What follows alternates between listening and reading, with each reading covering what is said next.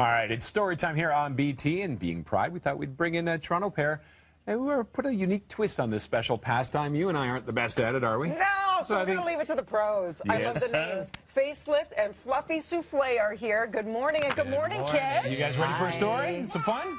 We said, who wants to hear a story? Out of all of our viewers, you're the first ones to respond. Yes, you're so excited. And I love this little one says, I've got to go to school. We're in, like, what, the end of June? I can't... She made me feel small.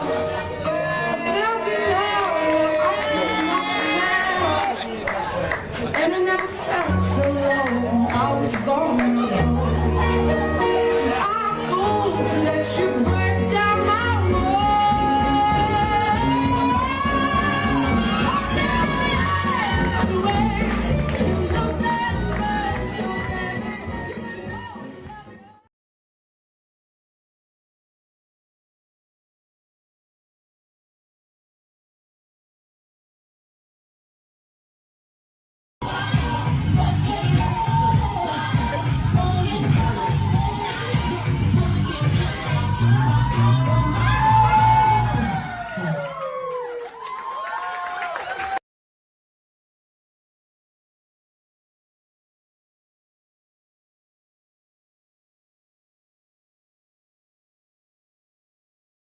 Now, I began all of my studies, my book, Sexual Personae, began as a dissertation at Yale graduate school on androgyny. I've always been fascinated, attracted, to the subject of androgyny, and that's what sexual personae is. I explored it in history. But the more I explored it, I realized that, that historically, the movement toward androgyny occurs in late phases of culture, okay, as a civilization is starting to unravel, okay, and that you can find it again and again and again through history in the Greek art, okay, you can see it happening. All of a sudden, okay, there's a kind of there's the sculptures of handsome nude young men athletes that used to be very robust, okay, in the archaic period suddenly began to seem like wet noodles, okay, toward the end, okay, and that the people who live in such periods, a late phase of culture, whether it's the Hellenistic era, whether it's the Roman Empire, whether it's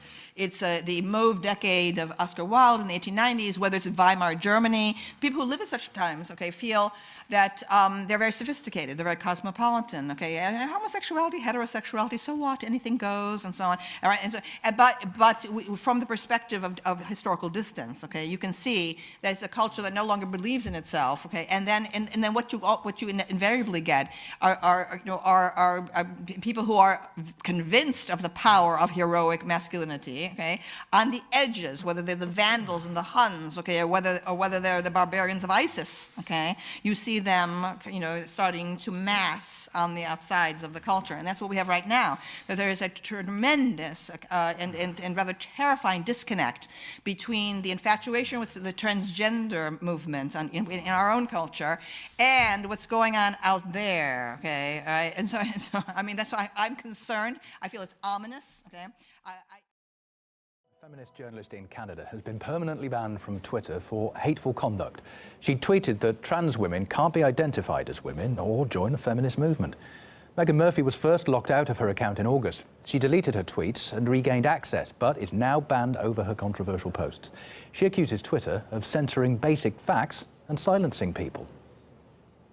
Twitter was working up to try to suspend my account permanently, and then finally I received a notification from Twitter that my account had been permanently suspended on account of their new misgendering rule, which I was not aware existed, and none of the users and the media weren't aware of that rule until Friday. So it was a new rule, and they went back and found a tweet that I had posted before I was aware of this rule and suspended my account because I had said, yeah, it's him, referring to a man as he instead of she, and apparently this individual now identifies as a woman.